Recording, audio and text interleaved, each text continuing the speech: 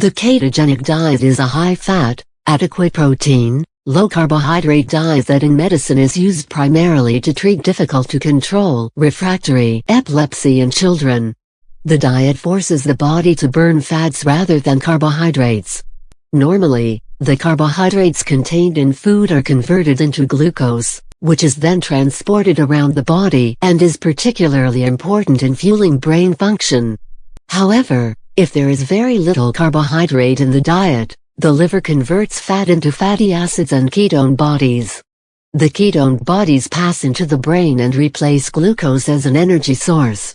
An elevated level of ketone bodies in the blood, a state known as ketosis, leads to a reduction in the frequency of epileptic seizures.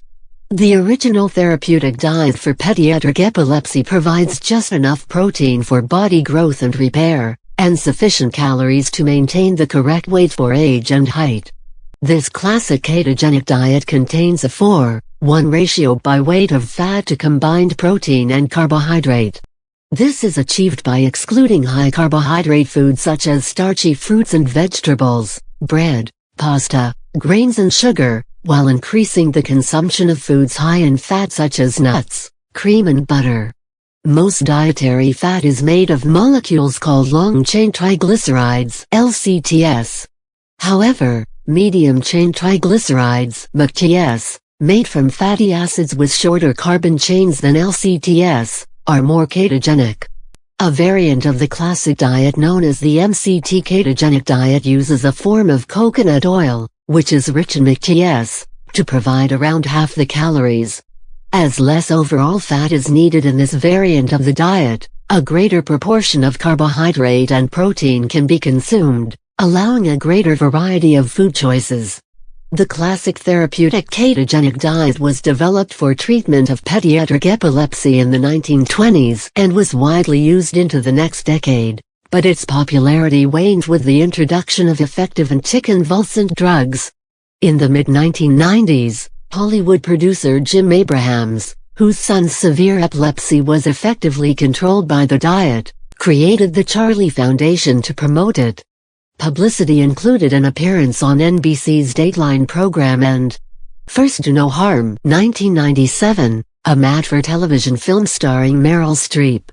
The foundation sponsored a multi-center research study, the results of which, announced in 1996, marked the beginning of renewed scientific interest in the diet.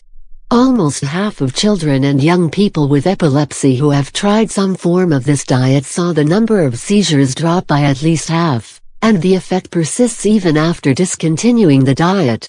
The most common adverse effect is constipation, affecting about 30% of patients. This was due to fluid restriction, which was once a feature of the diet, but this led to increased risk of kidney stones, and is no longer considered beneficial.